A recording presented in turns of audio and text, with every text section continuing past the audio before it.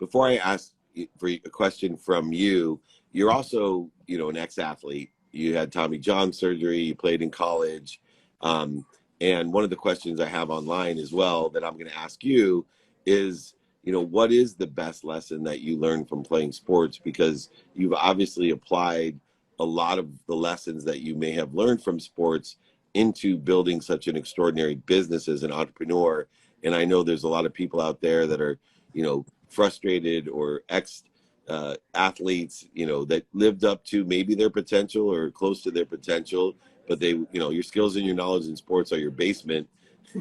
And, sometimes our potentials are not equitable to others. Some people are just born to be able to start in the NFL, and other people, they could have the work ethic of Jerry Rice and, Division 2 or 3, maybe the greatest average player they could be, but there's great lessons for all. What are those lessons that are applicable to being an entrepreneur and the success that you've had, that you've learned from sports?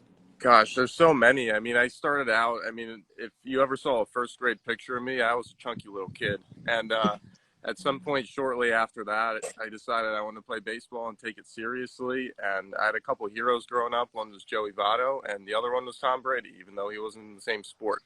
And just being able to watch guys like that with the diligence and the hard work. And then me and my dad, every single day, we'd go to the park, we'd go to the batting cage and just grind it out. There was really no time for anything else. I didn't really want to do much else.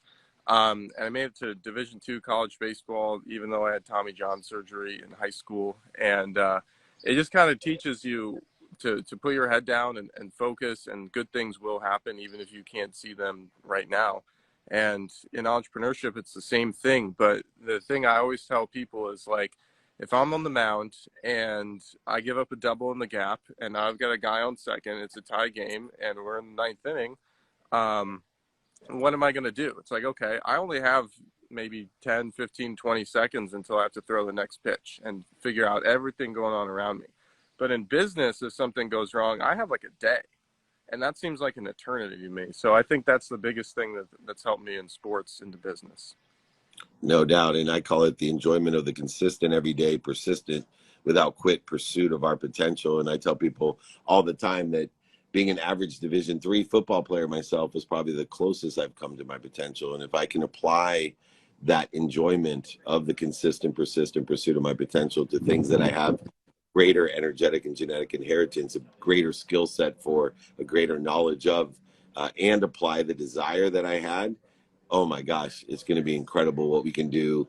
And we could even have a mission to empower over 1 billion people to be happy, utilizing everything that I learned on the field, the same as I wanted to be that NFL star, like, a Barry Sanders or someone like a Jim Brown. I'm old. So thank you so much, Troy.